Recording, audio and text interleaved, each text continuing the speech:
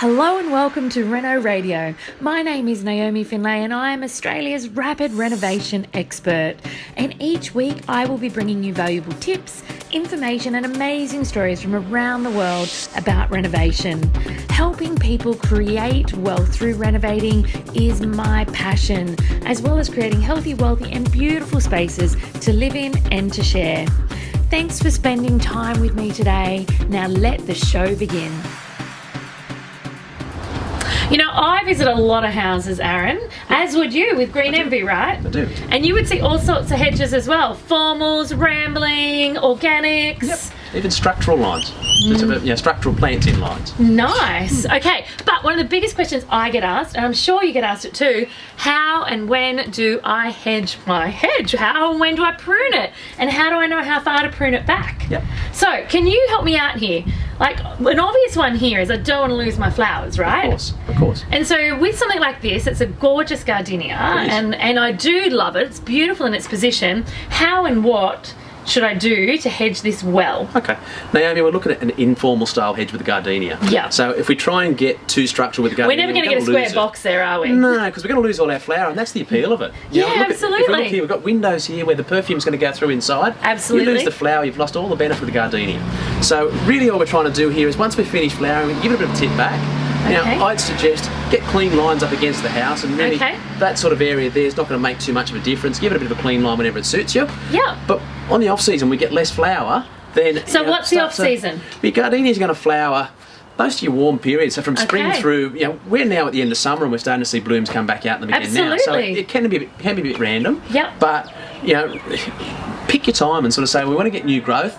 The flowers will come on all the new growth. Yes. So if we can encourage that new growth on end of winter, start of spring, give it a bit of a trim, get the feet up. Now, how far can it be trimmed down though? Now, I know a lot of people want to go really hard on this. Like down to knee height hard. I'm not a fan of it. What will happen? So with the gardenia, you're going to expose all that. Well, we expose all that hard wood inside the tree. Okay. When we expose all that hard wood, that wood's harder to get growth back out. Okay. So we want to get to the softer stuff and keep it soft, so we get this nice green, lush look out of it. So basically, if you don't want your hedges getting too high, you need to keep onto them so you're never having to go back into wood. Pick the right variety. Keep the trimming happening regularly. Do you mean start how you intend to finish? Spot on. It's that old one. You got it. And on the way through, obviously, if we've got a bigger variety, we're trying to keep it small, trim it more regularly. Keep it down low.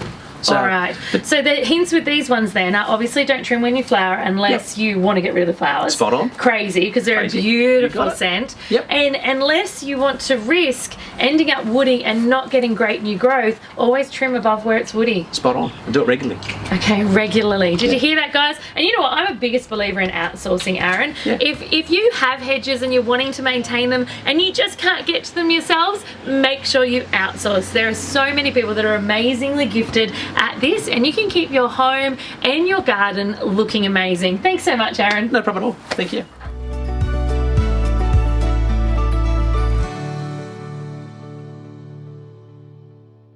Hey renovators, if you're ready to take the next step in your renovation journey, then come learn how to renovate with me in my online Renovation Masterclass. It's completely free for all of you listeners. So if you want to discover how to renovate properties for profit, head over to naomifindlay.com/renovation masterclass, where I'll show you how the 7 steps to my winning rapid renovation formula create a 6-figure income for me and many of my students. So save your spot today. Remember, it's naomifindlay.com/renovation masterclass. See you soon.